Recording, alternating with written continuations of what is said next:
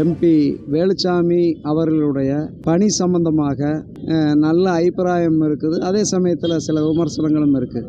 ஒட்டஞ்சத்திரம் மாட்டுச்சந்தையில் ஒரு மாடு உள்ளே போக 500 ரூபா, வெளியே வர 500 ரூபா. கடந்த 2-3 வருடங்களாக அடாவடியாக சுங்க வசூல் நடைபெற்று கொண்டிருந்தது. பலமுறை தமிழ்நாடு விவசாயிகள் சங்கம் மாவட்ட ஆட்சியரிடம் மனு கொடுத்தும் எம்பி அவர்களிடம் மனு கொடுத்தும் நடவடிக்கை இல்லாத போது இந்த ஒரு 3 மாதங்களுக்கு முன்னாடி நகராட்சி நிர்வாகமும் மாவட்ட நிர்வாகம் தலையீடு செய்து அந்த சுங்க வசூல் கட்டணத்தை முறை செய்திருக்கிறார்கள். அதே சமயம் மீண்டும் அங்கு சுங்க கட்டணங்கிறது முறைகேடு தலைதூக்கியுள்ளது.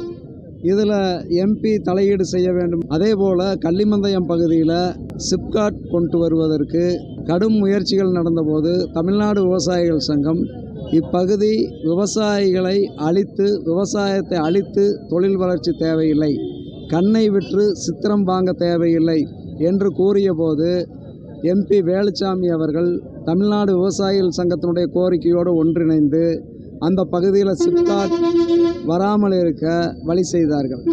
அதே சமயம் அந்த பகுதியில் செங்காந்தல் மலர் எனப்படும் கண்வெளி கிழங்கு விதைகளை விவசாயிகள் உற்பத்தி செய்து வருகிறார்கள். எங்கோ இருக்கக்கூடிய சில வியாபாரிகள் அதனுடைய விலையை நிர்ணயிக்கிறாங்க. ஒரு 4000 ரூபாய்க்கு விற்க வேண்டிய அந்த கண்வெளி கிழங்கு விதை இப்போது 2300, 2500க்கு கூட வாங்க முடியாமல் உள்ளது. அப்படி என்றால் அரசு அதில் தலையீடு செய்யணும், முதலீடு செய்யணும். செங்காந்தல் மலர், முருங்கைப்பூ இப்படி போன்ற மதிப்பு கூட்டு பொருட்களுக்கு ஒரு மதிப்பு கூட்டு சந்தையை உருவாக்க வேண்டும். அதற்கு எம்பியிடம் பலமுறை மனு கொடுத்தும் அவர் செவிசாய்க்கவில்லை. தமிழக அரசு உடனடியாக அந்த விவசாயிகளை பாதுகாக்க நடவடிக்கை எடுக்க வேண்டும்.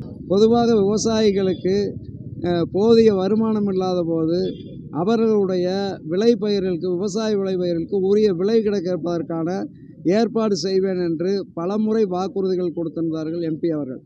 ஆனால் அதில் எந்த ஒரு வாக்குறுதியும், குறிப்பாக தேங்காய் கொப்பரை கொள்முதலும் கேரளத்தை போல ஒரு கிலோவுக்கு கிட்டத்தட்ட 150 ரூபாய் கேரள அரசு கொடுக்கிறது, நாமும் கொடுப்போம் என்று கொடுத்த வாக்குறுதி காற்றில் பறந்துள்ளது. அவர்களுக்கு, தேங்காய் உற்பத்தியாளர்களுக்கு, தென்னை மர விவசாயிகளுக்கு எந்தவித பாதுகாப்பும் இல்லாமல் அவர்களுடைய விளைபொருளுக்கு விலை கிடைக்காமல் அல்லாடி வருகின்றனர். ரோட்டில் எறியக்கூடிய சாராய காலிப்பாட்டலுக்கு கூட 10 ரூபாய் கிடைக்கிறது. ஆனால் ஒரு தேங்காய் 7 ரூபாய் முதல் 10 ரூபாய் வரை தான் விற்கிறது. எனவே எம்பி அவர்களும் தமிழக அரசும் விவசாயிகள் பிரச்சனையில் உரிய தலையீடு செய்து விவசாயிகளை காப்பாற்ற வேண்டும். அதேபோல் மல்லிகைப்பூ விவசாயம் நடந்து கொண்டு இருக்கக்கூடிய நிலக்கோட்டையிலே சென்ட் தொழிற்சாலை கொண்டு வருவோம் என்று சொன்னார்கள். இதுவரையிலும் கொண்டு வரவில்லை. சென்ட் தொழிற்சாலையை கொண்டு வர வேண்டும் என்பது விவசாயிகளுடைய நீண்ட நாள் கோரிக்கை. ஆயக்குடி பகுதியிலே பல ஜூஸ் கம்பெனி கொண்டு வருவோம் என்று சொன்னார்கள். அதுவும் கொண்டு வரவில்லை. உடனடியாக இந்த திட்டங்களுக்கு தமிழக அரசுடன் சேர்ந்து எம்பி அவர்கள் நிறைவேற்றி கொடுக்க வேண்டும் என்று கேட்டுக்கொள்கிறோம்.